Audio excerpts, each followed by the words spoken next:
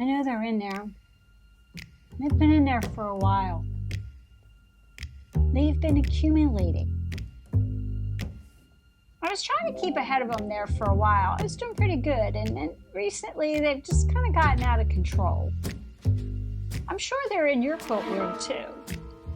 Those UFOs that are known as unfinished objects or projects. You want to see my pile?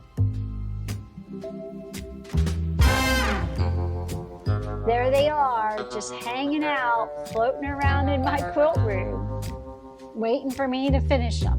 But little do they know, over the last couple weeks, I have been formulating a plan and a strategy to hopefully conquer my UFOs. And I'm going to share that plan with you today. Hi, quilty friends, welcome back.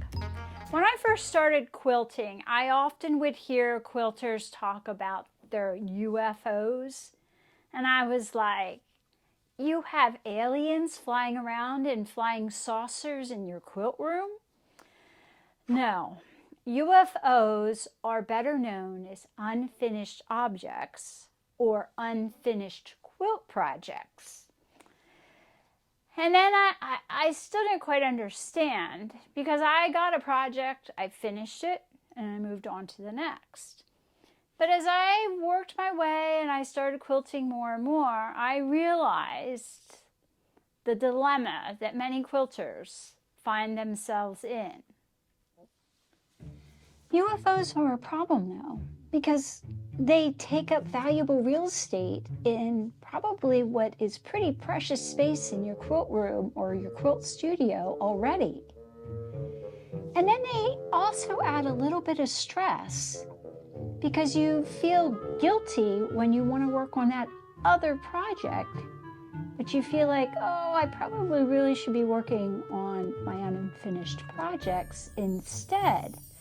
So that kind of then also snowballs into kind of cutting into your creativity as well, because you really can't move forward and do other projects that might help you grow as a quilter. So getting them under control will hopefully alleviate some of these problems. So the first step I took is I listed out all of my unfinished projects. Now, I don't have a lot of them. I'm lucky, I guess, in that respect.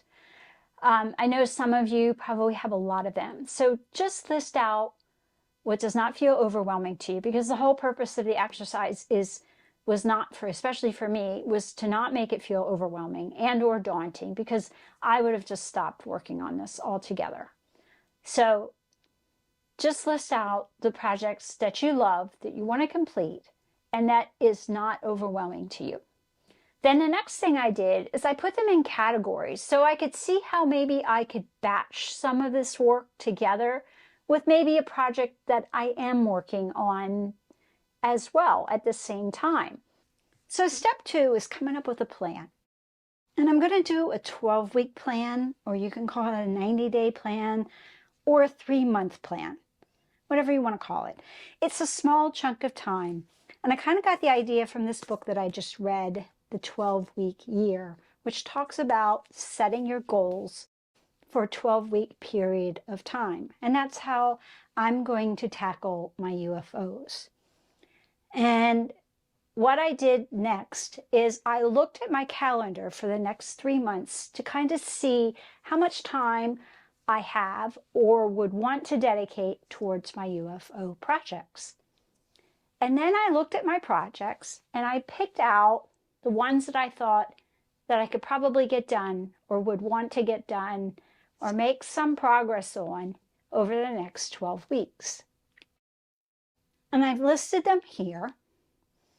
And then I set a goal for those projects. And maybe it's just one, maybe it's 2 or 3, whatever is going to work for you. And then I set the goal of where I want to get at the end of 12 weeks. Maybe it's 1 block. Maybe it's I piece together 5 blocks, whatever that is. And then I listed out what my actionable steps are to achieve that goal. And then I listed next to that a due date for that particular task. Now you have to make sure that you're not overextending yourself, and I had to do the same when I was kind of doing my plan, as you can see here. Once you lay that out, then you want to put this plan someplace where you can see it and you can progress against it so that it motivates you to keep going. Step 3 is to get organized. So I have a bunch of my projects you can see here. It's not all of them, and some of them I'm not going to be working on, but after you do your 12-week plan and you decide what you're going to work on, go and gather your projects up. If you don't have them organized into bins or baskets or whatever process that you use, now is a good time to do that. And then get things labeled.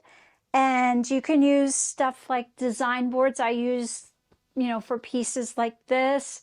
You can use, the 12-inch bins that you can buy, online or in craft supply stores. And then I just label the project on the front so I know which project it is.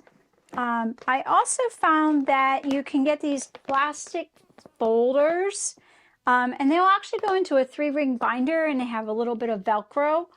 And that's great for some smaller projects, and then you can maybe keep them in a 3-ring binder. And that's something I found that's really handy. And then I also just had this leftover basket, and I have some small machine work that I just tucked into here that I'll put next to my machine. And then I also have some other stuff laid out on a design board that I'll keep next to my machine, and I'll have it all organized there. So I'm reducing the barriers to getting the work done. So that's kind of your goal of getting things organized. And then kind of put the work where you plan to work on it so that, again, you're reducing that barrier in getting that done. So when it's there, it's right there in front of you, and it kind of reminds you, especially if this is a new habit for you. But, a lot of us, I know, will do a lot of handwork while we're watching television. So a lot of us, I know, I try and keep a project next to the TV, and then I just pick that up and work on it while I'm watching television. So hopefully those ideas kind of help you get organized and get ready. So step 4 is to get some help. Lots of local quilt shops where I come from have sessions for UFO projects. So you could look around your area and see if there was such a session that you could sign up and go to. Because oftentimes there's staff members there who can help answer any questions, and possibly other quilters who could help as well, especially if you have a challenge or a problem with a particular quilt and you need some help or some guidance. You could also look at a local quilt guild. They sometimes have sessions where you can go and quilt with other quilters for a day or so. And a quilt retreat is another good opportunity. And if you don't have any of those, you could also possibly set up a quilt challenge with your friends and set different goals for each other and kind of become each other's accountability buddies and have some fun with it. Step 5 is reward yourself. So I'm going to be setting up rewards for my progress that I'm going to be making over the next 12 weeks for my projects. I haven't quite worked out the whole plan, if I'm going to do something at the end or if I'm going to do little rewards, but you can work out whatever you would like for your projects as well. And it can be something as simple as a pint of ice cream. It can be a trip with some friends, maybe a lunch, going to the spa, whatever, you feel like would be a good reward. And another way, you could either do it by project, or you could say, if I get this many projects done, I get this reward. And if you get more done, then maybe the reward's a little bit bigger.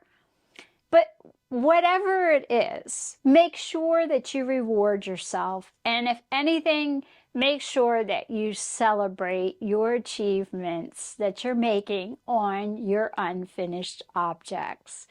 And I would love to hear about your progress and your celebrations down in the comments so I can virtually celebrate with you. because I know how hard sometimes just moving that needle a little bit can feel like just a great weight off of your shoulders. So do share down in the comments.